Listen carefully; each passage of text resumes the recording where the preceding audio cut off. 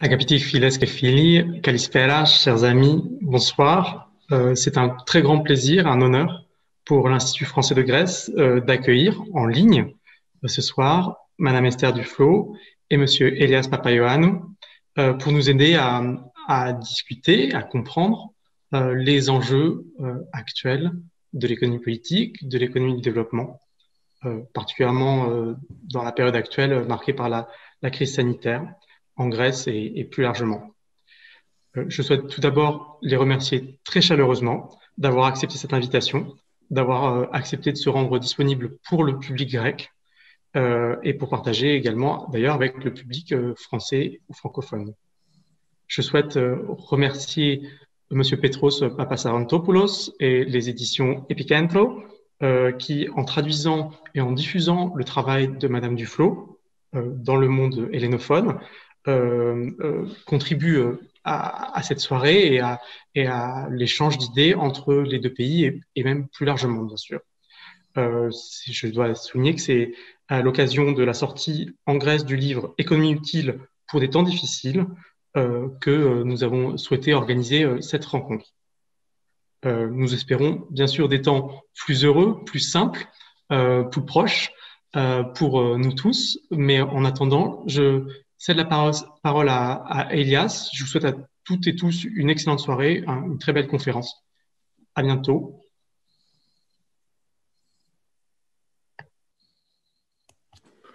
Καλησπέρα, Patrick. Καλησπέρα, Petro. Καλησπέρα. Bonsoir Patrick, bonsoir Petros, bonsoir Esther, bonsoir à tous. C'est un grand honneur, un grand plaisir pour moi de rencontrer avec vous ici en Grèce, dans mon pays, Esther Duflo, qui est très jeune.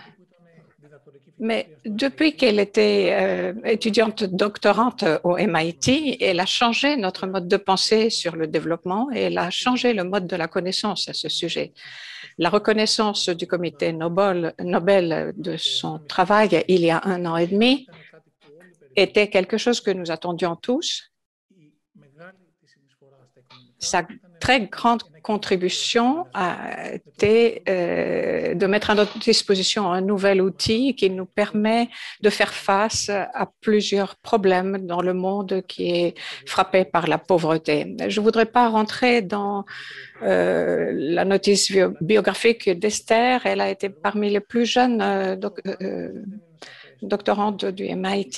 Quelque chose que nos auditeurs ne connaissent pas très bien. Esther, depuis le début, elle voyait toujours la grande image. Elle était devant ses professeurs surveillants. J'étais moi-même étudiant doctorant à la même époque, à peu près. Et donc, il y avait cette opportunité de nous expérimenter sur les pays qui sont frappés par l'extrême pauvreté. Mais ce qui était émouvant pour moi, c'est qu'elle a pu créer un mouvement. Des centaines de chercheurs de par le monde ont accepté sa méthodologie, sa façon à elle pour fragmenter le problème de la pauvreté en plusieurs petits problèmes pour voir ce qui marche et ce qui ne marche pas. Ceci était très beau pour l'économie parce que jusqu'à ce moment-là, dans la lutte contre la pauvreté, nous avions de très grandes orientations idéologiques, des approches macroéconomiques. Oui, il fallait industrialiser, l'État devait intervenir, la pauvreté allait disparaître, par exemple, en Afrique. Il y en a d'autres qui disaient, laissez le marché fonctionner. Ce que Esther a fait, c'était de briser ce problème, le fragmenter, voir ce qui fonctionne, ce qui ne fonctionnait pas. Et ce que j'ai beaucoup aimé dans son ouvrage précédent, c'est que souvent, les résultats ne plaisaient ni aux uns ni aux autres, mais c'était la réalité quand même. Et donc, on a toujours avancé, on a toujours progressé. Je pense que cette approche, elle est très, très utile pour la pandémie à l'heure actuelle. J'en arrive à son dernier ouvrage qui a paru en octobre ou en novembre de 2020. Nous étions ensemble à Cambridge, à Massachusetts. C'est un livre très, très important, tant pour le monde de l'économie que pour la communauté universitaire. De manière très pratique, on cherche à savoir ce qu'on sait depuis 20 ans pour la lutte contre la pauvreté. Mais le livre ne s'adresse pas seulement à ceux qui s'occupent de questions de pauvreté ou de développement, mais de manière plus générale. Elle a des chapitres très importants sur la migration, un autre sur l'impact de la globalisation.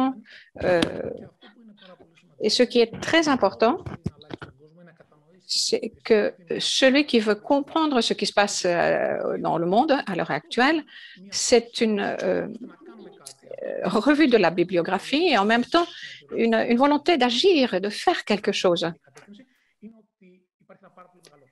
Il y a une grande passion,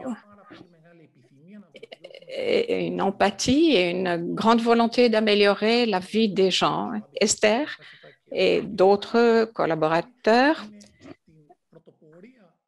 Abiché et d'autres, se trouvent dans l'avant-garde pour essayer de changer le monde avec les outils utiles de l'économie.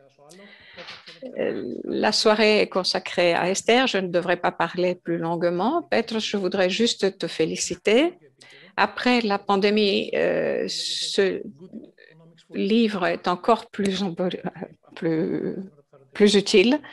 Et voilà la question donc, que nous allons poser à Esther.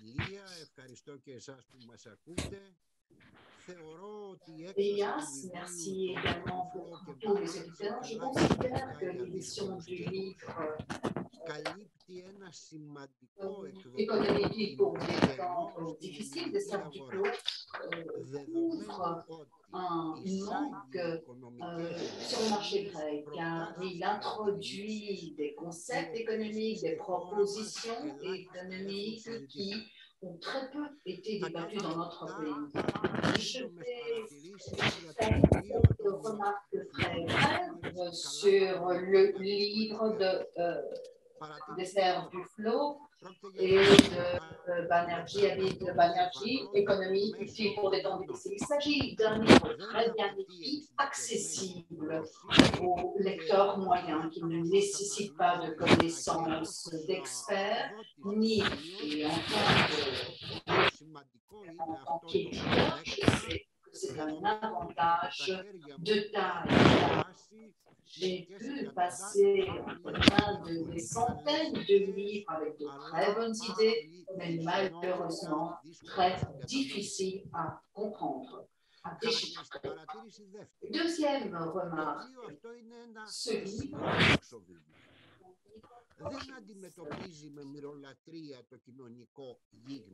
n'envisage pas la situation de manière pessimiste, et ceux qui ébauchent une politique doivent se souvenir ce que les économistes Scherber ont dit, c'est qu'ils doivent cesser de se comporter comme des victimes de l'opinion publique.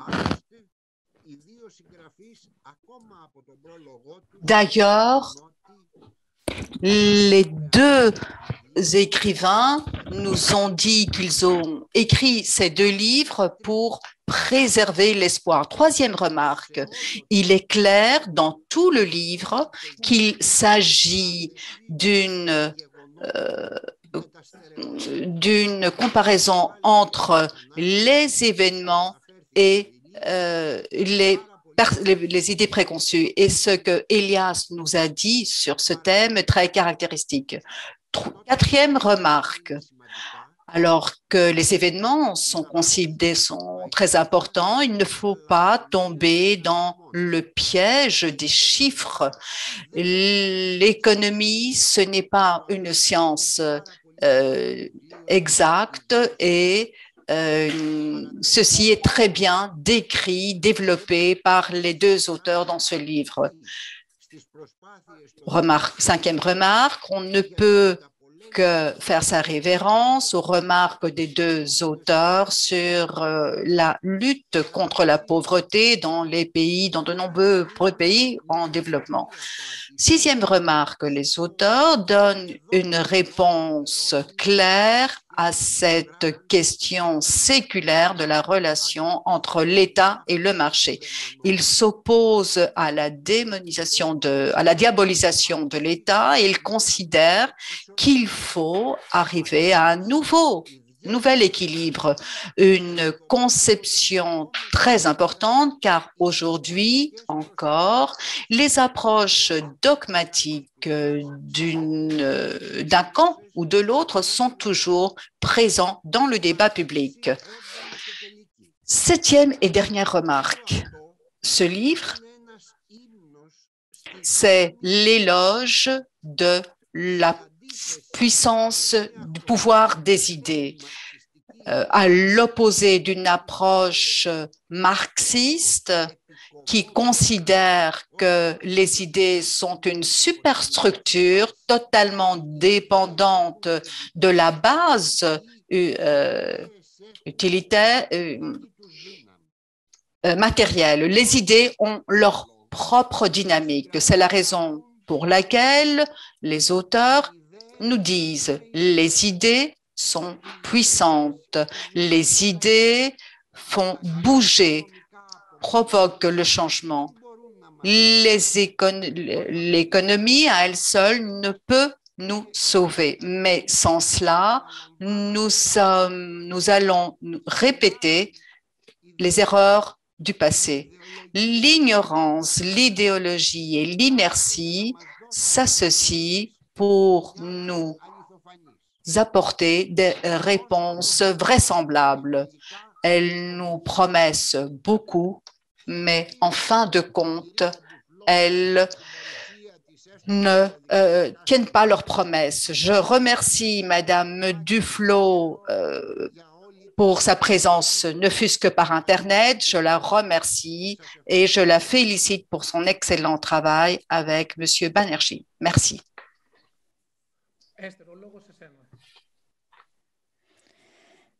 Esther, la parole est à vous. Merci beaucoup. Merci Monsieur Comboy et l'Institut de France d'avoir organisé cet événement. Petros de traduire notre livre et de le circuler en Grèce et Elias de prendre un peu de ton temps précieux pour être ici aujourd'hui pour le lancement de ce livre en Grèce et aussi pour tes remarques tellement sympathiques et émouvantes. Ce que je vais faire, c'est juste prendre une demi-heure à 40 minutes pour discuter de certains thèmes qui ressortent du livre, et ensuite prolonger par une conversation avec Elias et par des réponses à vos questions. Donc, si vous le voulez bien, je vais commencer par partager mon écran afin...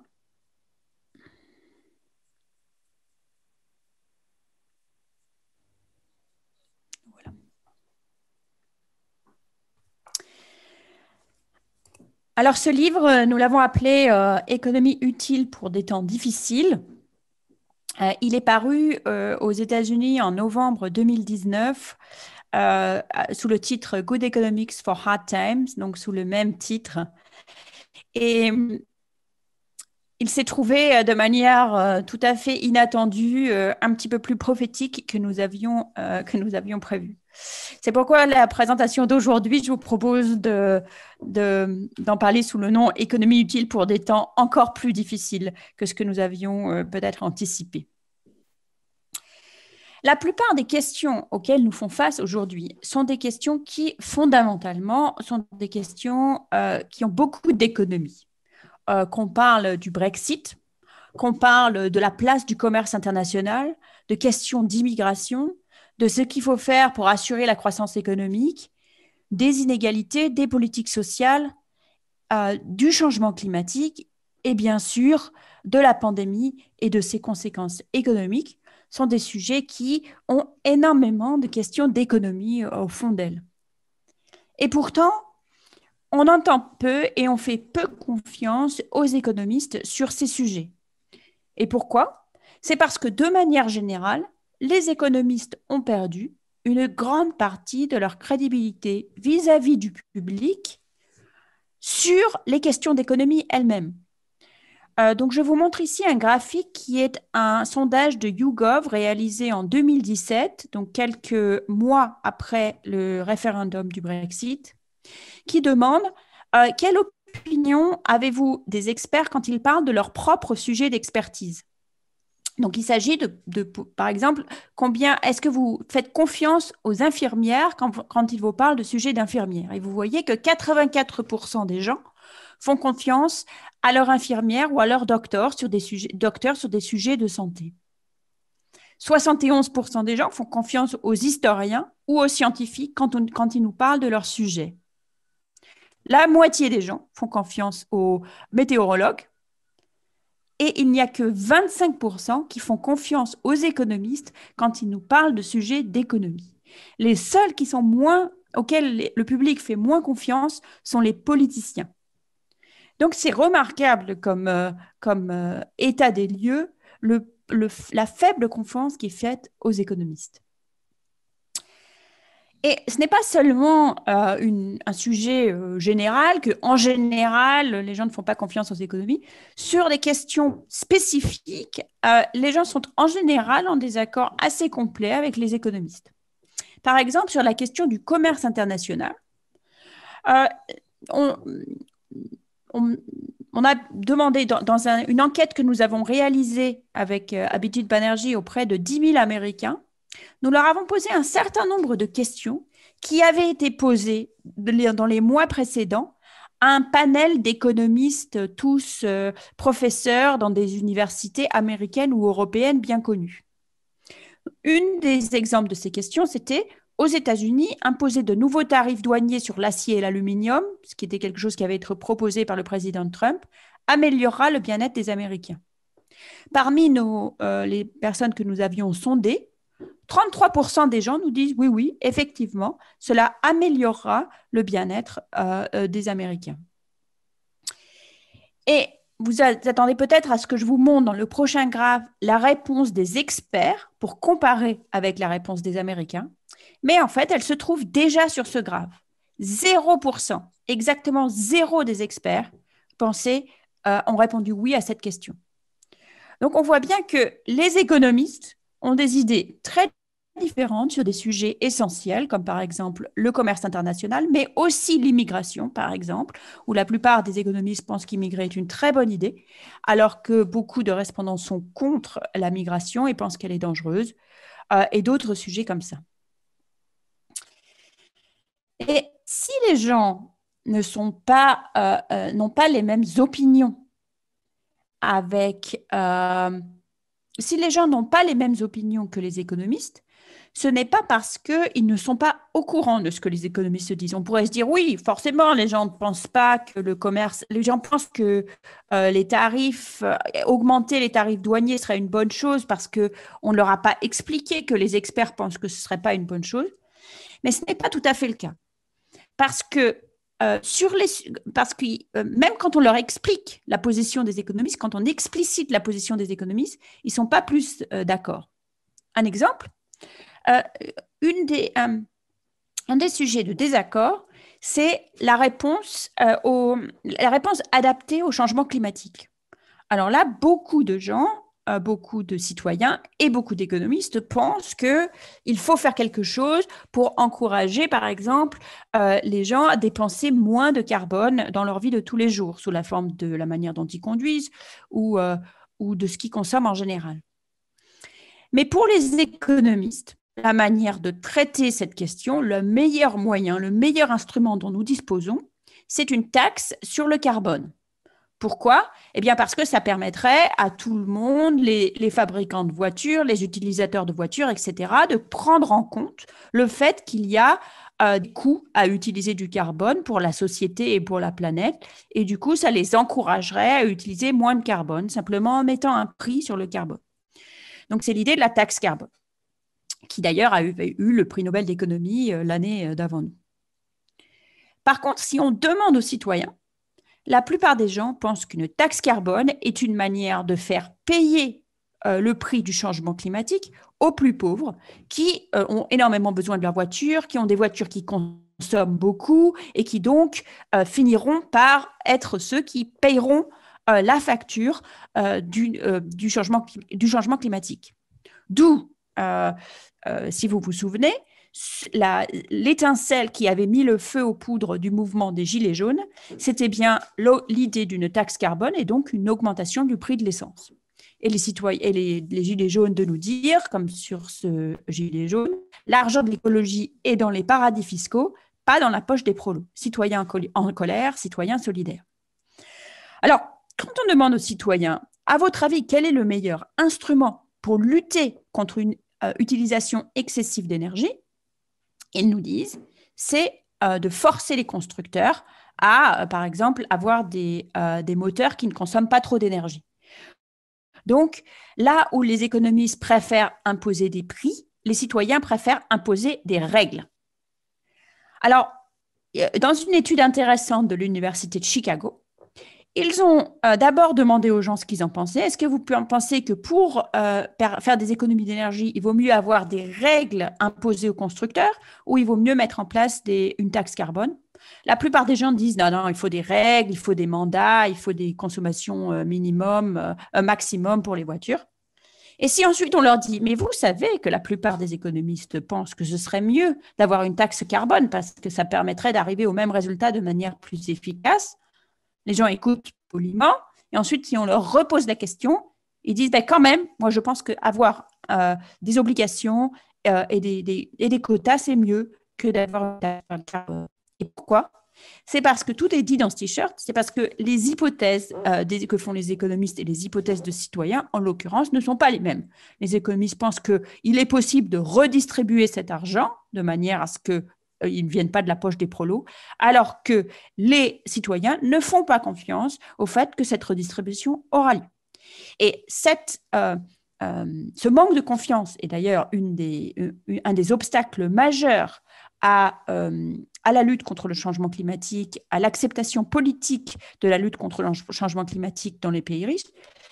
Et un exemple très clair de pourquoi les économistes se trouvent souvent en désaccord avec les citoyens. Ce n'est pas parce que les citoyens ne comprennent pas le problème, c'est parce que les économistes et les citoyens ont des hypothèses différentes. Et en particulier, les économistes aiment vivre dans leur modèle où tout finit par se passer bien.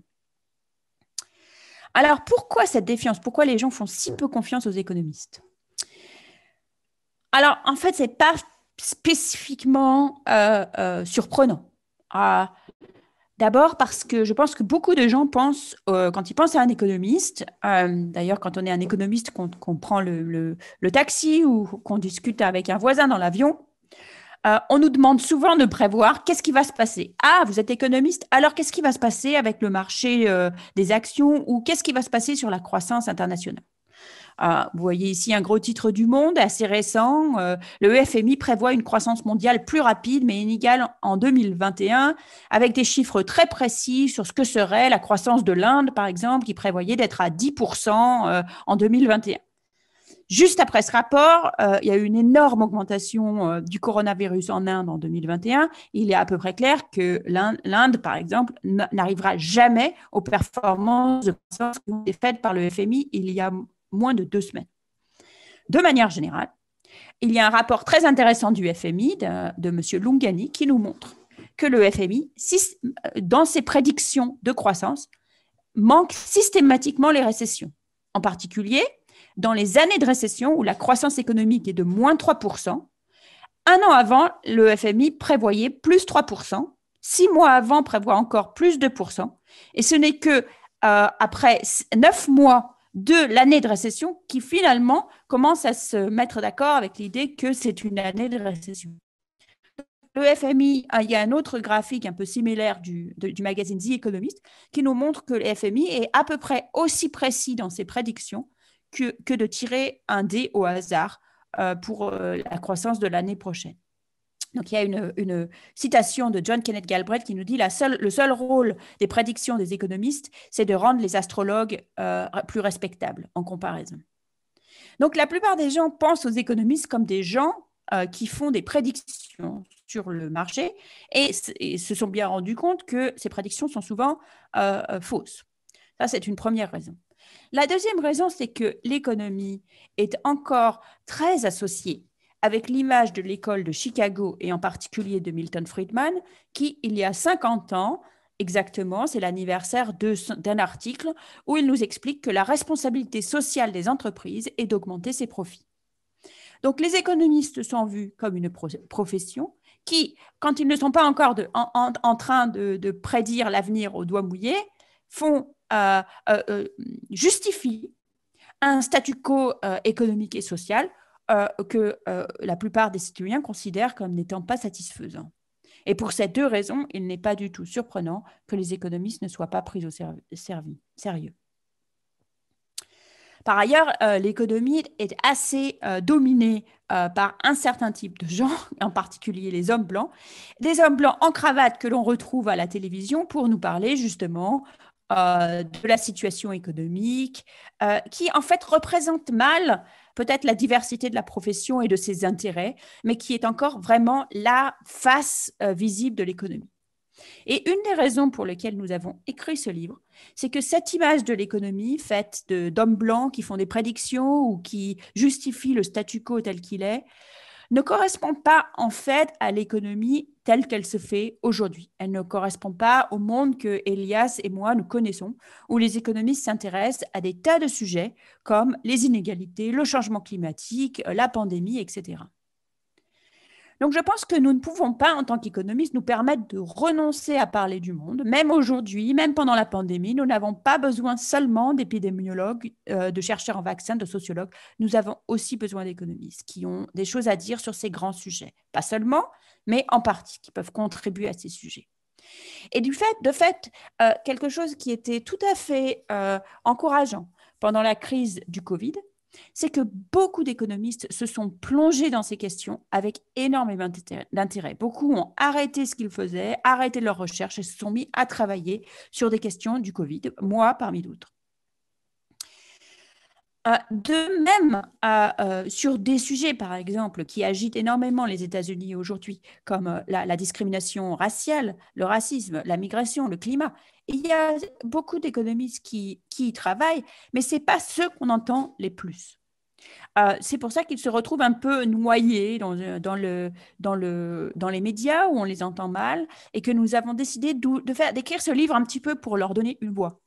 Donc, on me dit parfois que ce livre, c'est vraiment une critique de l'économie orthodoxe, mais en fait, ce n'est pas vrai, parce qu'en quelque sorte, c'est le contraire, c'est le porte-voix de l'économie telle qu'elle se fait aujourd'hui, dans sa diversité et honnêtement dans son utilité. Alors, je ne vais pas vous raconter tout le livre parce que ce serait d'un ennui mortel et j'espère que vous aurez envie de le découvrir par vous-même. Mais je vais juste extraire 5 petites leçons et essayer de montrer pourquoi elles sont encore valides pour nos temps plus difficiles. La première, c'est la question de la légitimité du gouvernement. Depuis de nombreuses années, il y a une défiance vis-à-vis des gouvernements qu'on retrouve dans toute l'OCDE, où la confiance vis-à-vis des gouvernements ne fait que baisser. Et les économistes, en tant que profession, je dois dire, ont joué un rôle dans cette défiance croissante en insistant beaucoup sur la corruption qu'on trouve dans les gouvernements et le manque d'efficacité, etc. Et on en revient assez facilement à critiquer le gouvernement pour tout ce qu'il fait mal et finalement à des slogans extrêmes comme celui-ci qui vient du moment où Obamacare a été introduit aux États-Unis, qui était « Keep government out of my Medicare ». Le Medicare étant la sécurité sociale aux États-Unis, donc le programme de santé du gouvernement. Donc, les gens sont tellement méfiants vis-à-vis du gouvernement qu'ils n'avaient même pas réalisé que c'est le gouvernement qui s'occupe de Medicare, justement. Or, la crise de la COVID-19 nous rappelle pourquoi nous avons besoin de gouvernement et pourquoi cette espèce de raccourci de toujours dire c'est le gouvernement fait mal ceci et fait mal cela et peut être extrêmement dangereux parce que dans une situation de crise, ici, il s'agit de forcer les restaurants à fermer, s'il s'agit de forcer les citoyens à porter des masques dans les rues. Tout ça, ce sont des externalités, des comportements qui sont coûteux pour les individus, mais qui sont nécessaires pour la survie de la société. Et seul un gouvernement peut imposer quelque chose comme cela. Seul un gouvernement peut investir dans la recherche en vaccins ou dans l'achat de vaccins pour sa communauté. Seul un gouvernement a la capacité d'emprunter pour sauvegarder son économie. Et même en Europe, on a vu que ce n'est même pas les États individuels, mais c'est la communauté européenne dans son ensemble qui a pu le faire, ce qui a été vraiment quelque chose de remarquable, en contraste, par exemple, à ce qui était arrivé à la Grèce dans les années précédentes. Donc, nous sommes aujourd'hui dans un moment très, très délicat, en particulier avec cette troisième vague de Covid en Europe, avec les difficultés de vaccination. Nous sommes dans un moment où il semble que c'est un peu quitte ou double. Ça passe ou ça casse. C'est-à-dire, on se rend compte que le gouvernement est essentiel et en même temps, il y a énormément de protestations contre ce rôle plus important que le gouvernement joue dans nos vies.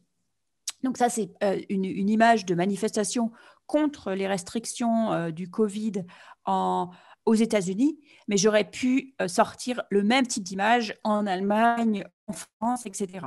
C'est-à-dire, en même temps, c'est une situation où on se rend compte du rôle essentiel que joue le gouvernement dans nos vies, et en même temps, il apparaît à la fois positivement, puisque c'est celui qui nous paye nos assurances chômage ou notre chômage partiel, et à la fois négativement, parce que c'est celui qui impose les restrictions dont nous avons besoin. Donc, si le gouvernement est vu comme se sortant de manière honorable de la crise et de la rendre moins grave, alors ça permettra peut-être un renouveau d'une certaine confiance vis-à-vis de le gouvernement qui sera essentielle pour résoudre les autres problèmes auxquels nous avons à faire face, y compris le changement climatique et l'augmentation des inégalités. Si au contraire, l'opinion finale, c'est que les gouvernements s'en sont mal sortis, alors on risque de se trouver dans une confiance encore plus grande. Et je pense que selon les pays, on pourrait avoir des réponses assez différentes à la situation du Covid aujourd'hui. La deuxième leçon, c'est que le pouvoir des incitations financières sur les comportements des gens sont en général surévalués. Qu'est-ce que je veux dire par là? Eh bien, la plupart des programmes sociaux sont limités par le fait qu'on a peur qu'en étant trop généreux vis-à-vis des gens qui ont besoin d'aide, on les rende un petit peu paresseux. Donc, comme pendant l'Angleterre victorienne, que ce soit dans les pays riches ou dans les pays pauvres, la plupart des programmes, par exemple, d'aide contre le chômage ou d'aide aux jeunes gens en difficulté, est en contrepartie soit de travail, soit d'un effort pour trouver un emploi. Or, toutes les données dont nous disposons nous montrent qu'en fait, c'est une idée qui, en fait, n'a pas vraiment de fondement empirique. C'est-à-dire, par exemple, quand on compare, ici, il y a eu de nombreuses expériences réalisées dans le monde où les personnes pauvres ont eu droit à des transferts financiers qui étaient parfois conditionnés à envoyer leurs enfants à l'école ou à recevoir de la santé pour leurs écoles, mais jamais conditionnés à travailler. Donc, si recevoir de l'argent rendait les gens effectivement paresseux, on aurait dû voir que ceux qui reçoivent de l'aide travaillent moins que ceux qui n'en reçoivent pas. Et donc là, vous voyez les résultats d'expériences qui comparent des gens qui ont reçu de l'aide en rouge et des gens qui n'en ont pas reçu en gris, qui sont exactement comparables puisque ce sont faits comme des essais cliniques. Et ce qu'on peut voir, c'est qu'il n'y a aucune différence dans la probabilité que ces gens travaillent ou dans le nombre d'heures qu'ils ont travaillé la semaine dernière. Cette idée, dans mes discussions sur les thèmes du livre, c'est une des idées que j'ai le plus de mal à faire passer. Parce que les gens ont vraiment cette idée que, oui, les pauvres ont besoin qu'on leur donne des incitations parce que sinon, ils ne vont pas travailler.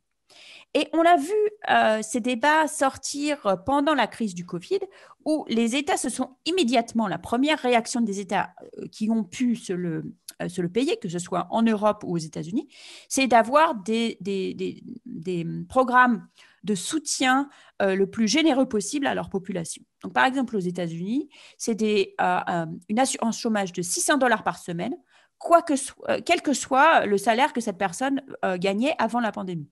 Donc, pour les gens les plus pauvres, ça correspondait à des revenus plus élevés s'ils ne travaillaient pas que s'ils travaillaient.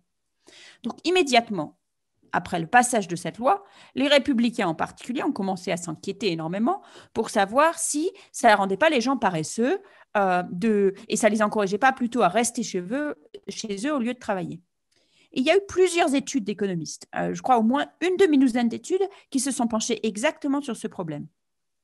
Et ce qu'ils trouvent, je vous en montre juste une de ces études, vous n'avez même pas besoin de suivre exactement le graphe, qui nous montre que dans les États où l'aide a été la plus généreuse, parce que en comparaison avec les salaires initiaux, on voit que les gens travaillent moins en moyenne que dans les États où elle est moins généreuse en comparaison avec les États initiaux, justement parce que ce sont des endroits où les gens avaient énormément souffert de la pandémie.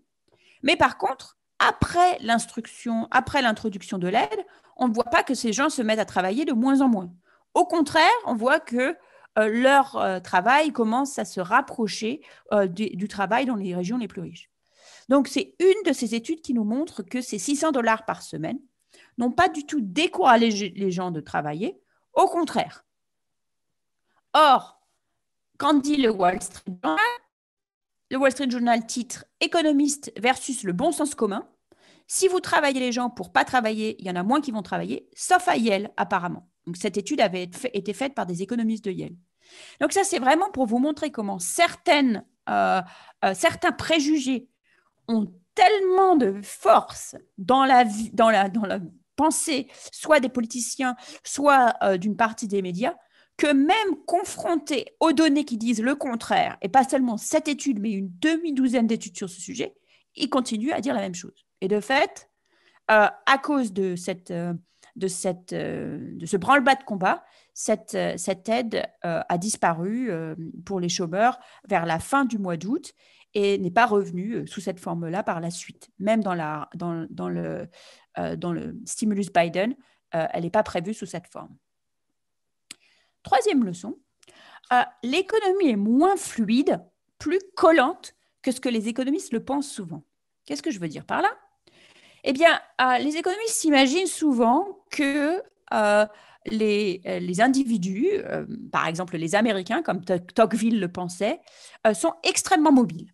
C'est-à-dire, si vous souffrez un choc économique quelque part, mais qu'il y a des opportunités ailleurs, eh bien, les gens prennent leur clic et leur claque et déménagent pour bénéficier de ces opportunités. Or, ce qu'on constate au contraire, c'est que la mobilité géographique, aux États-Unis par exemple, c'est divisé par deux c'est une typo ici, entre 1948 et 2016.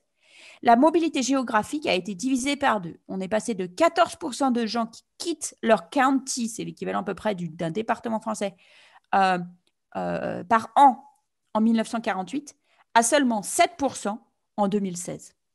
Et la diminution de la mobilité a été particulièrement rapide pendant les années 90 et 2000, juste au moment où il y avait de plus en plus de chocs, en particulier dus à l'accession de la Chine dans le commerce, dans l'OMC. Un autre exemple qui sera familier à beaucoup d'entre vous, quand la Grèce a vécu un choc économique épouvantable suite à la crise de 2008 et au rebond de crise que la Grèce a connu, le taux de chômage en Grèce a atteint des niveaux sans précédent et pourtant, la migration de la Grèce vers le reste de l'Union européenne, où pourtant les flux migratoires sont absolument autorisés, sans contrainte, a été extrêmement limitée.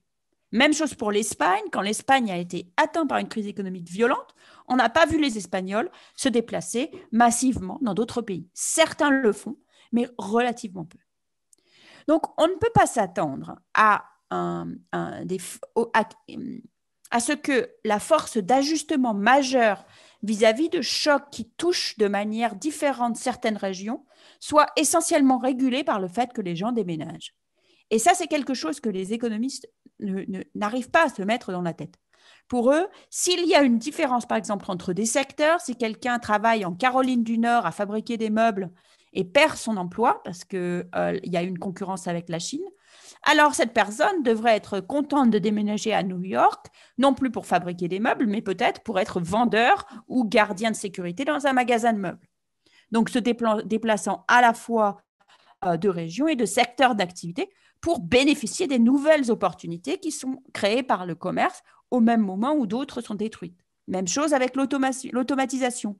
Vous perdez votre emploi de fabricant de quelque chose parce qu'un robot vous remplace, mais en échange, vous pouvez aller travailler dans un entrepôt Amazon, une nouvelle opportunité créée par cette même mécanisation. La réponse de Covid a rendu l'économie un petit peu collante, encore plus collante, parce que la réponse initiale au Covid a été un désastre absolu pour les migrants au sud, à la fois internationalement, puisque les flux migratoires se sont complètement arrêtés quand les frontières se sont fermées, et à l'intérieur des nations. Ce que vous voyez ici, c'est une photo de migrants indiens complètement traumatisés après le confinement qui avait été imposé par le gouvernement avec très, très peu d'avance. Et les gens ont dû se précipiter chez eux, souvent à pied, dans des conditions épouvantables. Et ce qu'on voit aujourd'hui, c'est que maintenant, avec le nouveau confinement, avec la montée des cas, ils essayent à nouveau de se précipiter chez eux. Et cette fois, leurs employeurs essayent désespérément de les garder en disant ça va pas durer très longtemps, vous pouvez rester. Mais maintenant, les gens, en fait, et même après, quand l'économie a réouvert après le confinement en Inde, les migrants ne voulaient plus partir. Et on peut penser qu'après un deuxième épisode comme celui qu'ils sont en train de vivre, ils vont toujours encore moins vouloir partir. Donc, on aura encore moins de cette migration interne qui permet d'absorber un petit peu les chocs dans les régions rurales en même temps que les opportunités sont saisies dans les régions urbaines. La quatrième leçon, c'est que c'est la place des préférences et des goûts dans les comportements des gens. Alors, qu'est-ce que je veux dire par là? Vous connaissez la phrase de Rabelais, de gustibus non est disputandum, des goûts et des couleurs, on ne discute pas.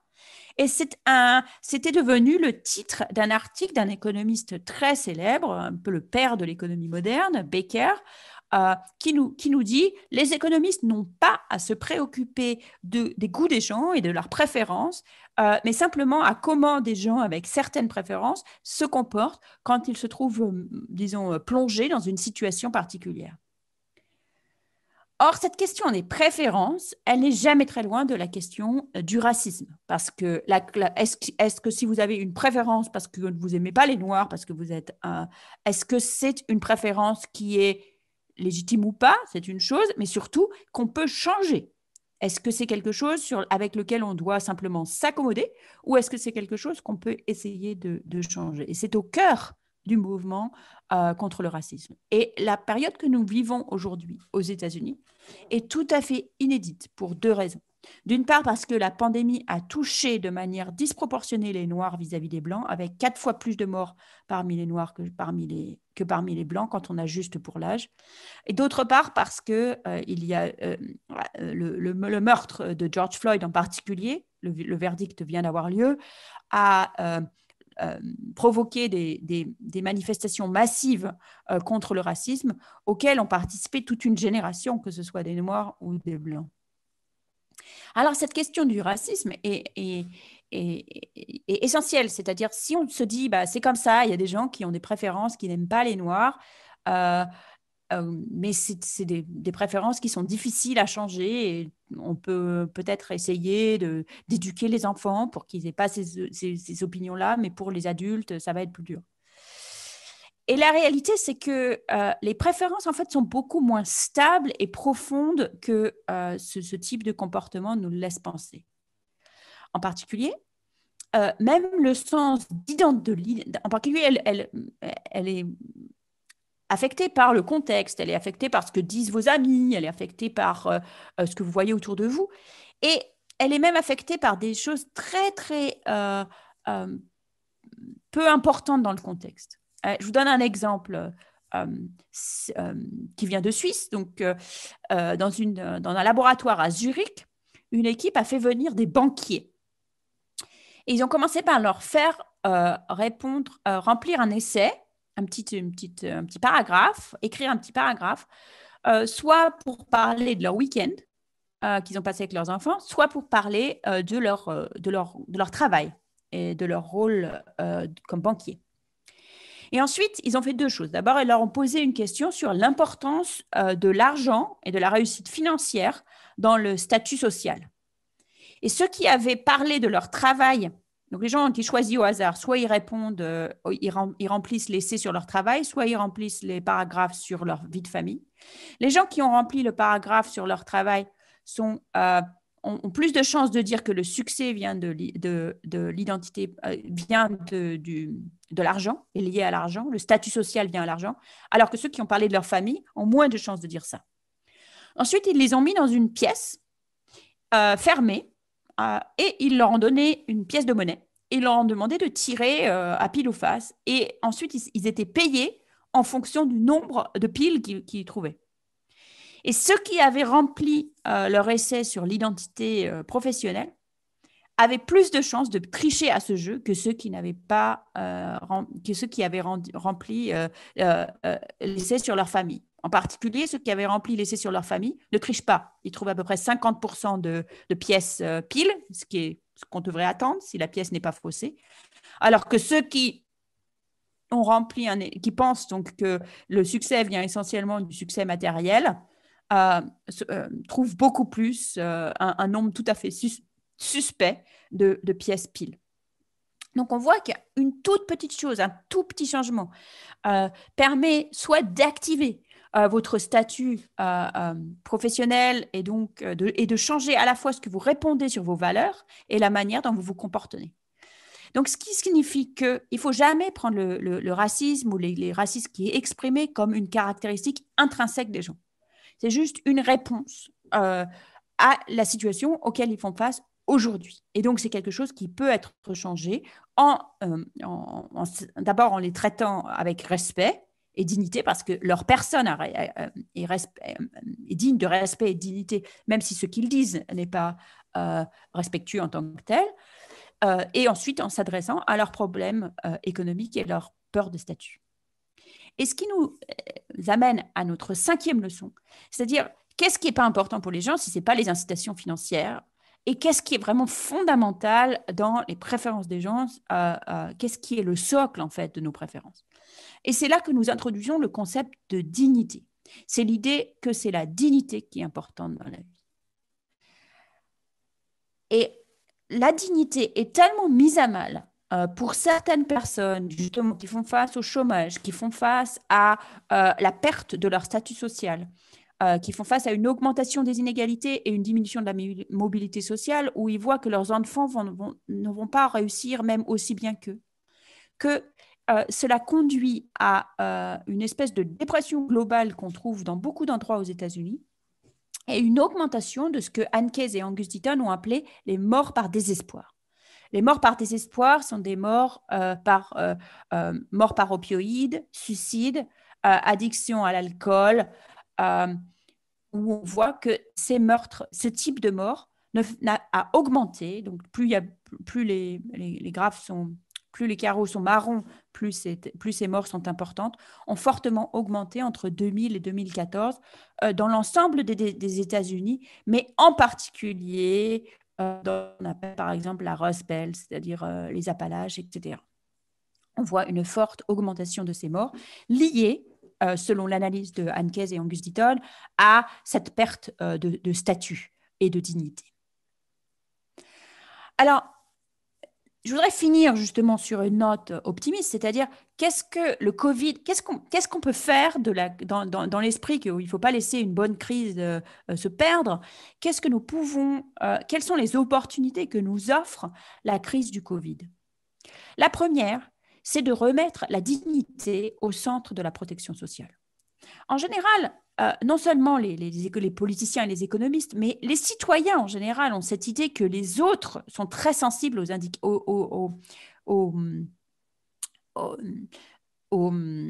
incitations financières. Et que donc, si la protection sociale est trop généreuse, les autres vont s'arrêter de travailler.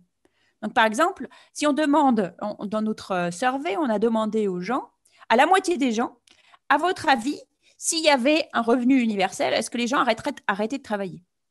Et quand on pose les questions sur les autres gens, ils nous disent, 50% des gens disent, ah oui, les autres gens vont arrêter de travailler s'il y avait un revenu universel. Quand on leur pose la question au sujet d'eux-mêmes, on voit qu'il y a à peu près 12% de gens qui disent qu'ils arrêteraient de travailler. Et on trouve ça sur tous les sujets. C'est-à-dire, les gens pensent que si l'assurance santé est trop généreuse, ça décourage le travail des autres, mais pas leur propre travail, etc. Et si c'est l'opinion que les gens ont, alors on ne s'étonne pas que c'est très difficile de réformer la protection sociale et de la rendre plus humaine et remettre la dignité au centre, parce que les gens ont toujours terrorisé que les autres prennent avantage du système, qu'ils payent parce qu'ils travaillent dur, quoi qu'il arrive, et que les autres se prélassent grâce à eux. Ce qui s'est passé avec le Covid, c'est que tout d'un coup, tout le monde avait besoin d'aide. Tout le monde s'est trouvé dans une situation où beaucoup de gens ont reçu le chômage partiel, par exemple, ou des aides pour leur entreprise, et que donc ils se sont trouvés dans une situation où le choc était clairement indépendant de quoi que ce soit qu'on ait fait de pas bien. Et ils ont bien eu le sentiment que ça ne les a pas rendus paresseux. Et ils ont pu voir les autres qui essayaient quand même de continuer à travailler, quelles que soient les conditions. Et je pense que ça nous met dans une situation où, d'abord, il y a plus besoin de protection sociale, les gens en ont plus la perception de son importance, et aussi peut-être sont plus prêts à être généreux avec les autres parce qu'ils se rendent compte que l'assurance sociale est une assurance, pas de la charité, et que ça peut être un jour utile pour moi. La deuxième opportunité, c'est l'opportunité de lutter contre le changement climatique. En général, le changement climatique est notre prochain gros sujet. Mais en général, c'est très difficile de concentrer l'intérêt du public sur cette question très longtemps, en particulier parce qu'on a beaucoup de mal à se projeter dans l'avenir. Donc ici, vous voyez une photo de San Francisco avec le ciel orange à cause de grands feux de forêt qui ont eu lieu cet été. Donc pendant un moment, on va parler du changement climatique qui causerait peut-être ces feux, puis après on oublie. En fait, on a beaucoup de mal à se projeter dans l'avenir, surtout dans un avenir qui est très différent de celui qu'on a vécu. Et je crois que ce que la pandémie a fait, c'est nous rappeler que parfois, les scientifiques ont raison, et quand ils annoncent que la nature risque d'être plus forte que nous, elle peut l'être. Cette pandémie, elle était annoncée. On savait qu'un jour, il y en aurait une, mais personne, moi la première, n'avait vraiment pris ça en considération dans ses calculs. Et je crois que ça peut permettre une prise de conscience de l'importance du changement climatique et donc beaucoup plus de popularité des mesures qu'il faut prendre. C'est quelque chose que j'espère que le monde saisira, en particulier avec la réentrée des Américains dans les accords de Paris.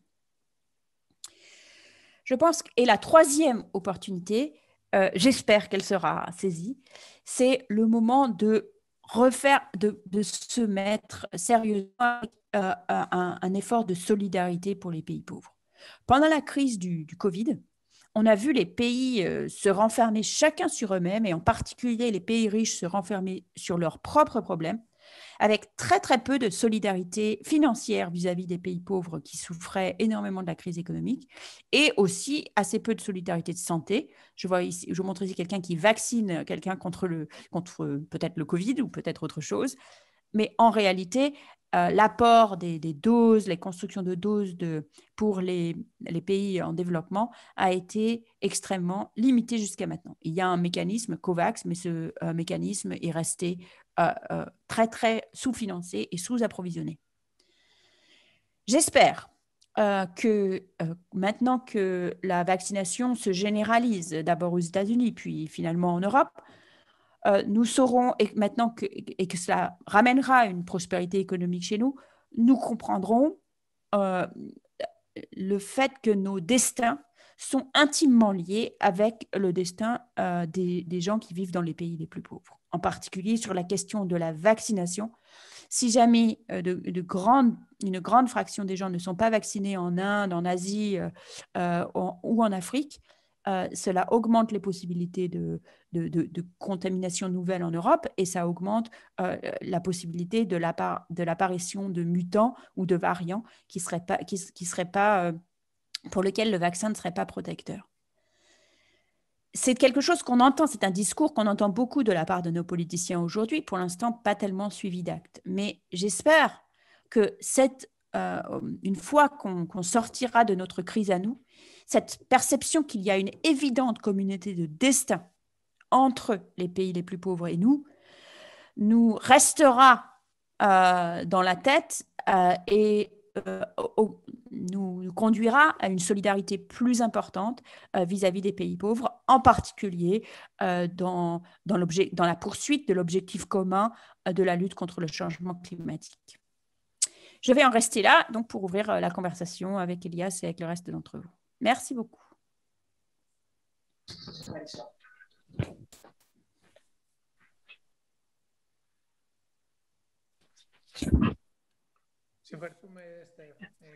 Merci beaucoup, Esther. Tu as couvert un grand nombre des chapitres du livre. Ce que j'aime à titre personnel beaucoup, c'est les migrations, l'usage de la drogue pour les personnes qui se trouvent en désespoir. Un sujet sur la recherche des 20 dernières années, sur les inégalités et sur des questions sociales, en particulier aux États-Unis, mais en même temps au Royaume-Uni, dans les pays développés, entre guillemets, disons-nous. Et deuxième question, mais allons-y une par une peut-être. C'est en liaison avec ce que tu viens de dire. Si je ne me trompe pas, avec Abhijit et Hervé, vous avez rédigé à la fin de l'année dernière un appel pour un plan Marshall pour l'Afrique, et pas seulement pour l'Afrique, pour les pays pauvres. Et cela s'appuie surtout sur ton propre travail et puis sur le travail du groupe que vous avez avec Abhijit, etc. Première question donc, comment va réagir le monde et les politiques par rapport à ce que nous savons et plus particulièrement avec le président Biden? Va-t-il lutter contre la pauvreté? Janet Yellen a proposé un seuil très faible pour l'imposition sur les revenus. Tes compatriotes ont eu d'autres idées, comme Thomas Piketty, par exemple, sur l'imposition. Commençons par cela, si vous voulez bien. Alors, peut-être pour cette idée de plan Marshall pour les pays pauvres, je ne suis pas extraordinairement optimiste. Je l'ai mis comme opportunité, mais nous avons d'abord exprimé cette idée dans un article dans The Economist en mai 2020. Et nous avons reçu un silence assourdissant comme réponse à notre proposition. Puis nous l'avons ressorti dans l'article du Monde, donc à la fin de l'année 2020, en décembre 2020, où à nouveau, ça a été suivi d'un silence tout aussi assourdissant.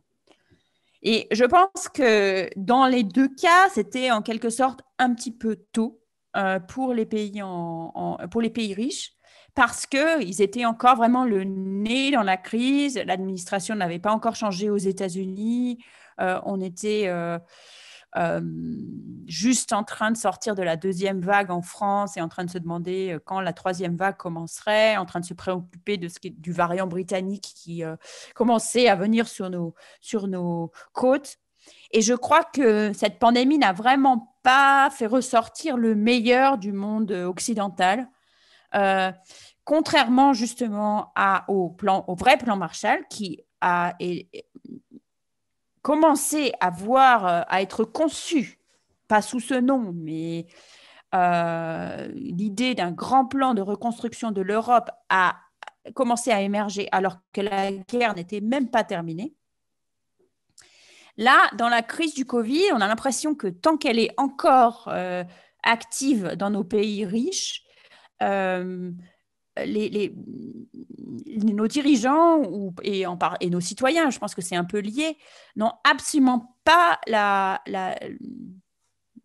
ne voient pas l'importance ou l'intérêt de penser au-delà de nos frontières. Même l'administration Biden est vraiment très soigneuse de mettre toujours les Américains en premier plan. Par exemple, sur les doses de vaccins, bien que AstraZeneca ne soit sans doute jamais autorisé aux États-Unis, en tout cas, il n'y a pas de besoin d'AstraZeneca sur le sol américain, les États-Unis ont énormément de doses d'AstraZeneca qui n'ont pas envoyé où que ce soit. Bon, ça n'aurait pas changé grand-chose en tant que tel, mais c'est quand même un exemple du fait que politiquement, pour l'administration Biden, c'est tout simplement pas jouable de ne pas dire on va vacciner d'abord tout le monde qui le veut chez nous et après, on fera un mouvement vers les pays pauvres. Et il y a quand même un financement du dispositif international COVAX, mais très peu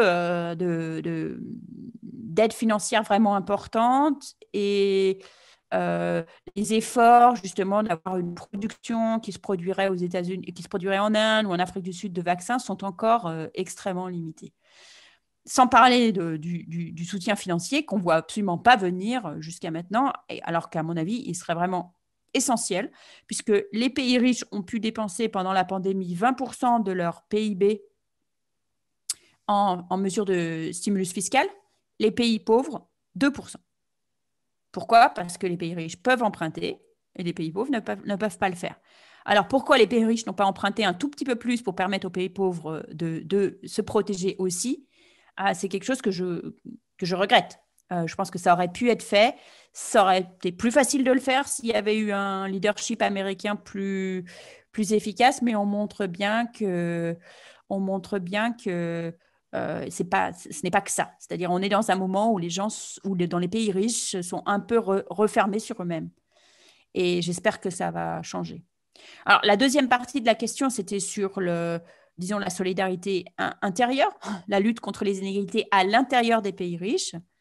Et là, je pense que la pandémie a vraiment changé, en particulier aux États-Unis,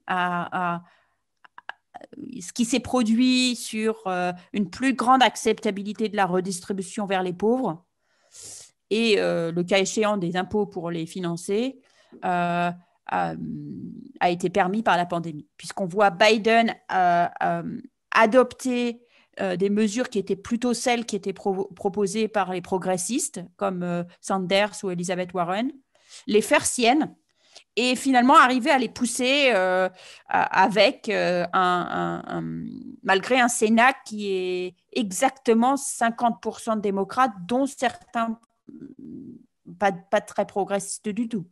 Et on voit bien que, je pense que tout le monde comprend qu'il y a un support important dans la population américaine aujourd'hui pour plus de redistribution vis-à-vis des plus pauvres. Et ça, c'est un changement radical, en fait, par rapport à la situation avant la pandémie. Et je crois que c'est dû à ce qui s'est passé dans la pandémie et que ça peut provoquer des changements importants et durables pour la société américaine.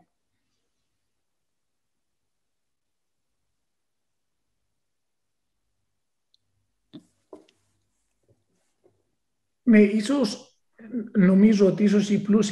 pense que les pays riches, je suis d'accord avec toi, peut-être ils auraient dû faire preuve de plus de détermination, mais ils se sont renfermés sur eux-mêmes.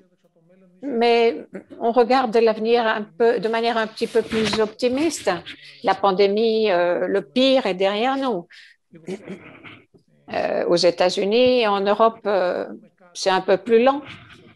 Mais peut-être que nous allons voir dans les prochains mois quelque chose. Par exemple, la situation en Inde, au Brésil, elle est négative et elle a l'air d'évoluer, de mal évoluer. Par rapport à ton livre précédent, tu évoques la vie des gens en Inde ou en Afrique subsaharienne. Certes, des améliorations substantielles ont eu lieu les 2 ou 3 dernières décennies. À ton avis, cela se poursuivra? Et à ton avis, quelles devraient être les priorités dans le chapitre de l'économie du développement? Alors, effectivement, avant la pandémie, les progrès de la vie des plus pauvres dans les pays les plus pauvres étaient peut-être le sujet de géopolitique internationale sur lequel on pouvait être optimiste. Depuis les années 90, l'extrême pauvreté a été diminuée par 2, la mortalité infantile a été diminuée par 2, la mortalité maternelle a été diminuée par 2. Presque tous les enfants vont aujourd'hui à l'école, au moins à l'école primaire, encore qu'ils n'apprennent pas tous des choses passionnantes une fois qu'ils y sont, mais enfin, moins ils y vont. Donc, tout le monde est enthousiaste vis-à-vis du projet éducatif. Donc, tout ça, c'était des nouvelles excellentes. Et je pense que sans la pandémie, on aurait été dans la position possible de réussir à l'élimination de la pauvreté, de la très grande pauvreté d'ici 2030 ou 2050, comme était prévenu avec les objectifs de développement. Maintenant, je pense que c'est vraiment, je me suis moquée au début de la présentation de la tendance des économistes à faire des prédictions qui sont ensuite révélées fausses par les événements. Donc, je vais me garder de faire des prédictions, mais je crois qu'il est vraiment essentiel d'aider les pays pauvres à se relever de la situation pandémique. Non seulement du côté de la santé, où on voit ce qui arrive aujourd'hui en Inde et au Brésil.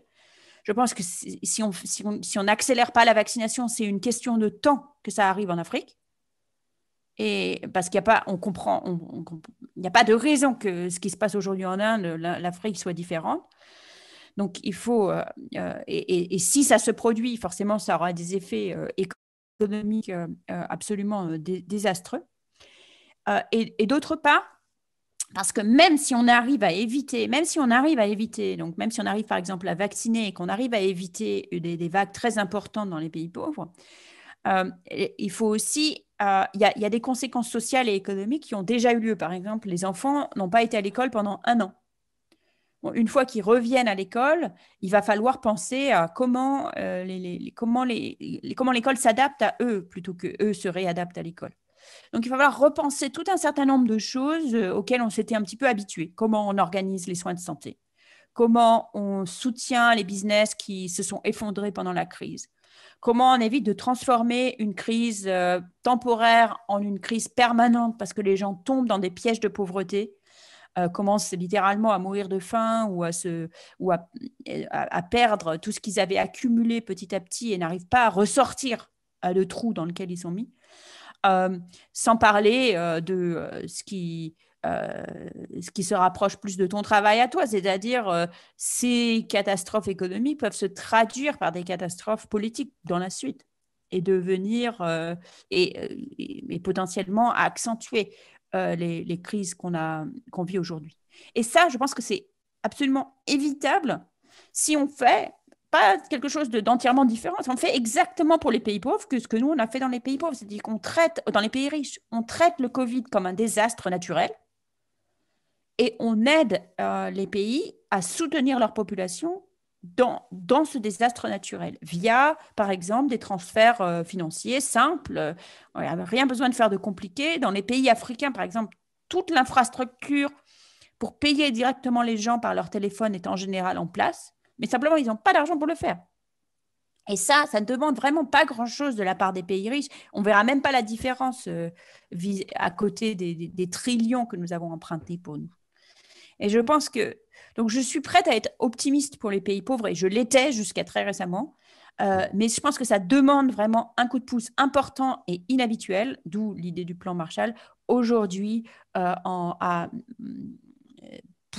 pour leur permettre de se relever des conséquences économiques de la pandémie.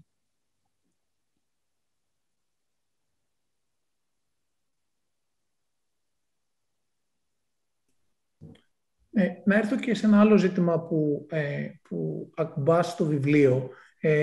Είσαι με τον Άμπιχιτ και συμφωνώ σε αυτό, πολύ κριτική με αυτή την ιδεολογικοποίηση. Tu es d'accord avec cette idéologie de la science économique? Tu nous as montré Friedman.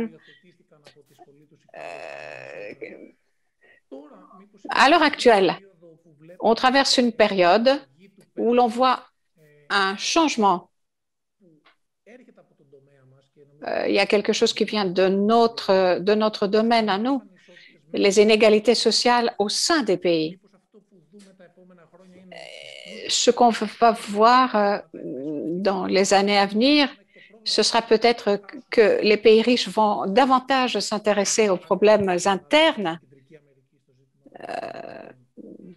par opposition à ce qui se passe en Amérique centrale. C'est clair que j'ai l'impression que c'est le mouvement qu'on voit aujourd'hui, c'est-à-dire vraiment un renfermement des pays riches vers leurs propres problèmes. C'était déjà, avant la pandémie, c'était déjà le cas. America First, même le slogan de Biden, Build Back Better, c'est quand même toujours... donc, je pense que c'est une question. Je pense que la question est ouverte aujourd'hui. Hein, c'est encore. Je sais pas. À nouveau, j'essaye d'éviter les prédictions, donc je ne sais pas dans quel sens ça va aller. Est-ce que le fait qu'on ait tous été soumis justement à une pandémie qui, par définition, est un mal public mondial, quelque chose qui se transmet d'un pays à un autre très très rapidement? Est-ce que ça va conduire à encore plus de renfermement, où les pays vont se dire, ah bah, puisque c'est comme ça, si on ne vaccine pas assez dans les pays pauvres, il va falloir fermer nos frontières, avoir des passes sanitaires, empêcher les gens de venir. Ça, c'est direction 1. Donc, un renfermement très fort sur chaque pays. C'est possible qu'on aille dans cette direction. J'espère qu'on va aller dans la direction opposée, c'est-à-dire de dire, si nous voulons continuer à vivre comme nous vivons avant, il faut qu'on prenne en compte le fait qu'on a une communauté de destin avec les pays pauvres et que donc il faut leur venir en aide dans des situations de désastre comme on vient en aide à nos citoyens individus, et par ailleurs les laisser résoudre leurs problèmes habituels dans les années habituelles. Je ne suis pas un partisan ou une partisane d'avoir énormément d'aide financière en temps normal, parce que en fait, la réalité, c'est que les pays pauvres sont parfaitement capables de dépenser leur propre budget pour leurs citoyens et le font bien, et de mieux en mieux d'ailleurs. D'où les progrès qu'on a vus dans les 30 dernières années. Donc ça, c'est la source de mon optimisme, c'est-à-dire que quoi qu'on en dise, la gouvernance dans les pays pauvres est pas si mauvaise que ça, et dans les dernières années, de plus en plus justement concentré sur les problèmes importants, les problèmes de survie, les problèmes de bien-être, d'où des progrès réalisés, même dans des pays où la croissance économique n'a pas été forte. Donc je pense que ces fondamentaux, ils sont là, ils étaient là, ils sont toujours là. On a des pays en particulier en Afrique, qui sont de plus en plus capables de prendre en main leur destin. Mais je crois qu'il faut les aider dans cette passe qu'on vit aujourd'hui. De la même manière, à nouveau, je répète toujours la même chose, mais de la même manière que les États-Unis sont venus en aide à l'Europe. Et on n'en serait pas aujourd'hui on n'en serait pas aujourd'hui où on en est s'il n'y avait pas eu de plan Marshall. Et j'espère que les Européens se souviennent de ça de temps en temps.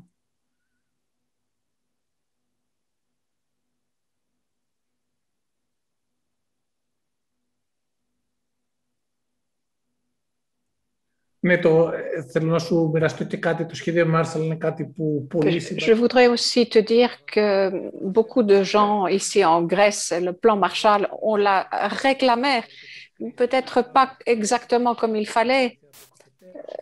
La Grèce a reçu une aide de la part de ses partenaires, mais malheureusement, cette aide n'a pas été orientée vers les questions de santé ou des questions pour éviter l'exclusion sociale.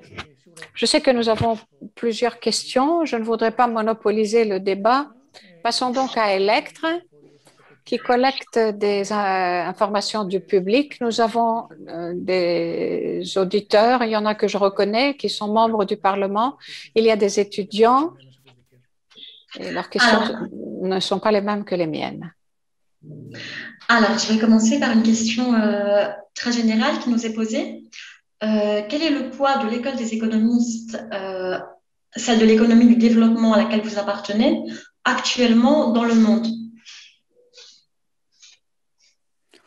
Dans le monde, je ne pense pas que ce soit un poids essentiel, très important. Le monde a beaucoup de gens qui sont impliqués dans les affaires du monde, et donc les économistes ne sont toute petite force qui, comme je vous ai montré, on ne leur fait pas tellement confiance en général. Et donc, je pense que le poids est assez limité dans le monde en général. Dans un tout petit aspect du monde qui est justement les politiques sociales, les politiques à l'égard des plus pauvres, et en particulier le design de ces politiques, la mise en place de ces politiques et leur évaluation. Il y a eu énormément de progrès sur ce sujet ou de changements sur ce sujet dans les 30 dernières années.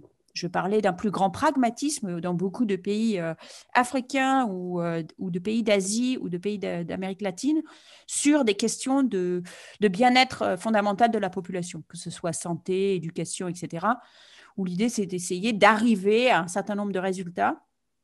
Et ce pragmatisme est allé de pair avec plus de volonté justement d'apprendre des expériences des autres, de mettre en place soi-même des expériences dont on puisse tirer des leçons, ce qui a permis à beaucoup de bonnes pratiques de se développer et de se partager d'un pays à l'autre.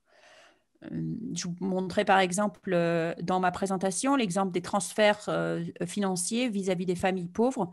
C'est quelque chose qui a commencé au Mexique avec une évaluation et ensuite qui s'est répandu comme une traînée de poudre dans le monde entier parce que ça avait fait ses preuves là-bas.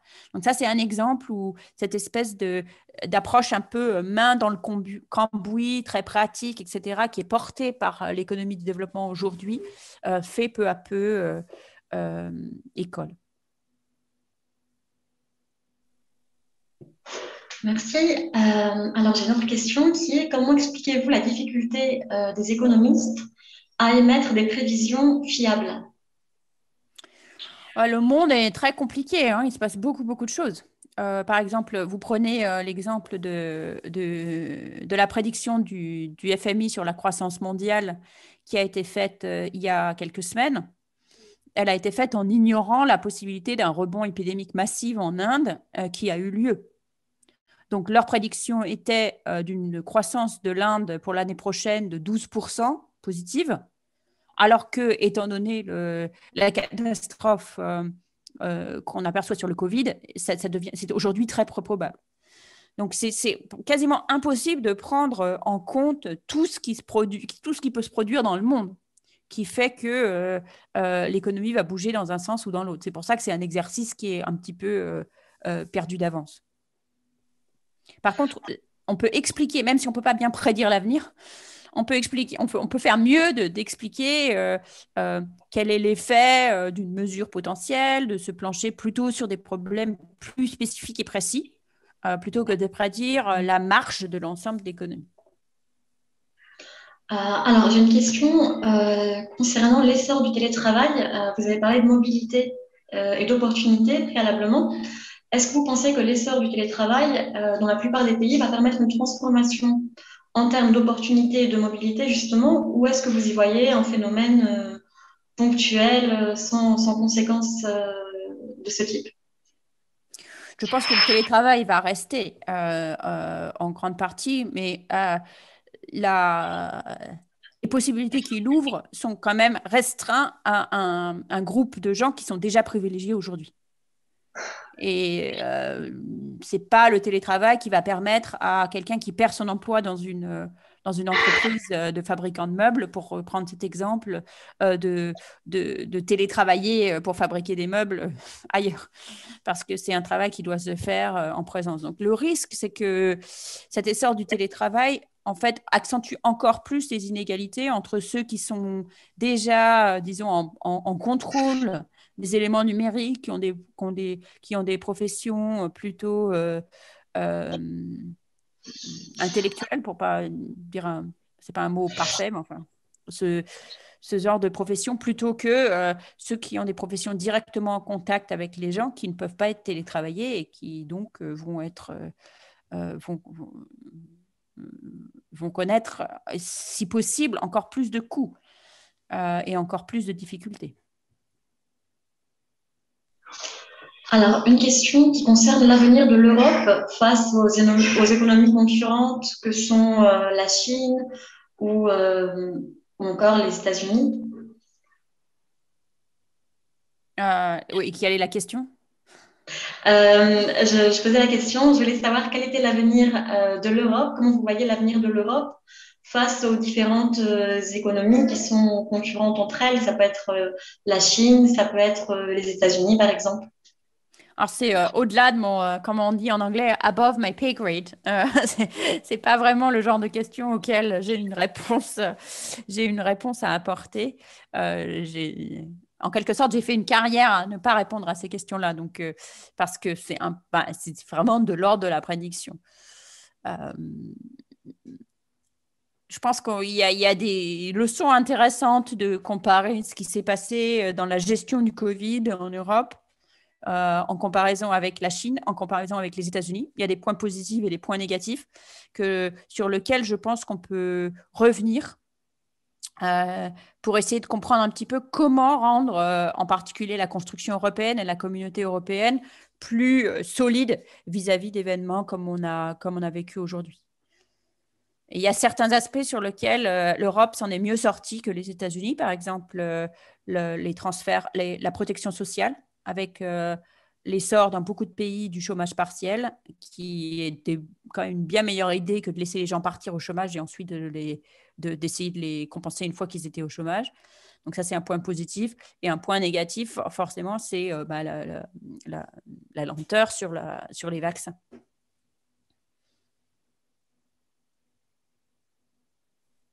Ναι, Ηλέκτρα και Έστερ, επιτρέψτε μου λίγο να επέμβω στη συζήτηση, γιατί η Έστερ είναι κάπως ταπεινή εδώ. Υπήρχε αυτό του και να έρθω πάλι στο βιβλίο. Το βιβλίο αυτό νομίζω είναι, μου θυμίζει πολύ αυτό το απόφθεγμα που λένε ότι το έχει πει ο Deng Xiaoping. Άσπρη γάτα, μαύρη γάτα, αρκεί να πιάνει τα ποντίκια. Και νομίζω ότι η Έστερ έκανε πρωτοπόρα δουλειά, γι' αυτό κιόλας αναγνωρίστηκε και από το επάγγελμά της και σε πιο ευρύτερο περιβάλλον, γιατί θέλουμε πρακτικές απαντήσεις. Οι απαντήσεις που δίνει η Έστερ ότι το κοινωνικό κράτος βοηθάει, είναι καλό για τις επιχειρήσεις και την παραγωγικότητα, έρχεται από πολύ... Les réponses données par Esther sont issues d'expérimentation, de recherche. Et je voudrais souligner que c'est un livre très important qui a cette opposition idéologique, mais qui a cette opposition nous informe sur les résultats d'une recherche empirique, en partie effectuée par Esther ou par d'autres économistes. Je crois que là, il ne faut pas se perdre. Bien que je dois dire que moi, je vais offrir ce livre en grec à tous mes amis à l'occasion de la fête de Pâques, car je crois que ceci peut leur permettre de mieux comprendre les questions de politique, d'entrepreneuriat, de relations sociales, car il permet d'identifier les problèmes, d'identifier la base sociale. C'est une approche qui n'est pas unique, mais qui est très, très importante.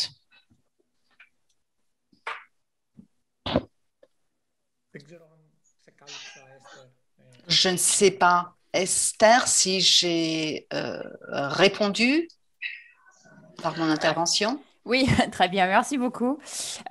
C'est vrai que je crois qu'on a toujours, on a très facilement cette tentation de faire des grandes comparaisons alors, entre la Chine versus l'Europe versus les États-Unis. Et en fait, ces comparaisons ne sont pas toujours extrêmes.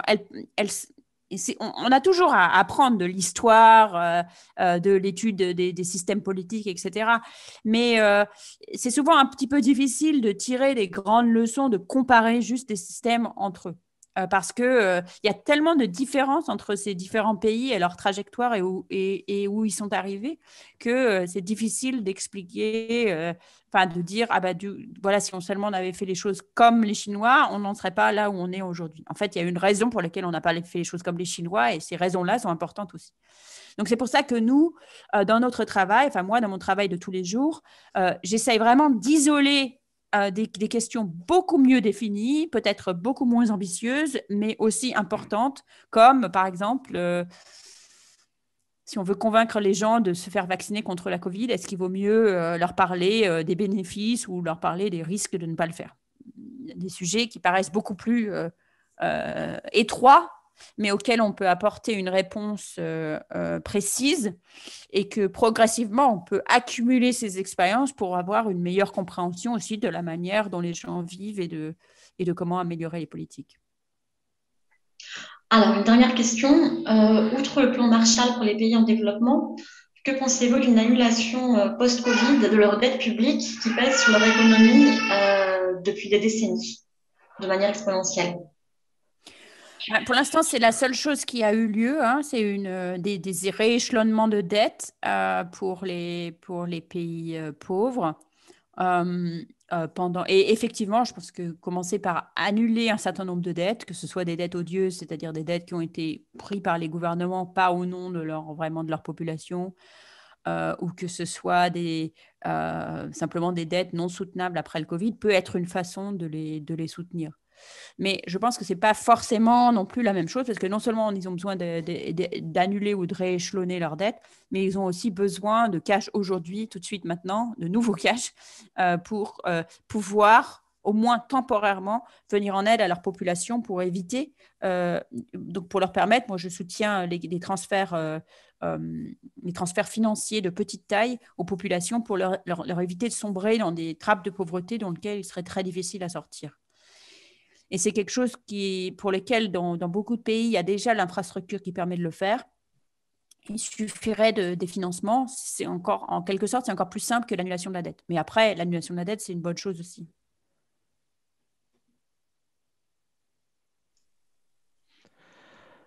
Je crois que nous arrivons au terme de cette, je dirais, plutôt table ronde. Un bel échange qu'il y a eu entre vous, professeur Duflo et professeur Papaioannou, qui a vraiment enrichi de manière vraiment certaine cette présentation, très stimulante intellectuellement.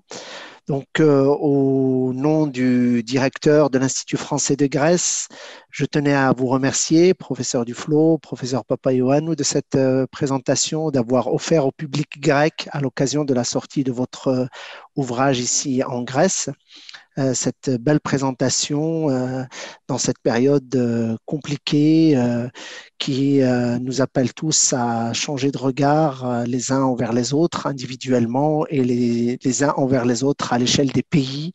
Quand on parle du Nord et du Sud, il y a vraiment d'autres types de relations et de collaboration et de coopération à inventer par les temps qui courent. Et nous espérons que sortira de cette pandémie des choses positives malgré, je dirais, les conséquences négatives à travers le monde. Merci infiniment à tous les deux. Et je vous souhaite une excellente soirée. Merci beaucoup. Merci Elias et merci à l'Institut français de nous inviter. Merci.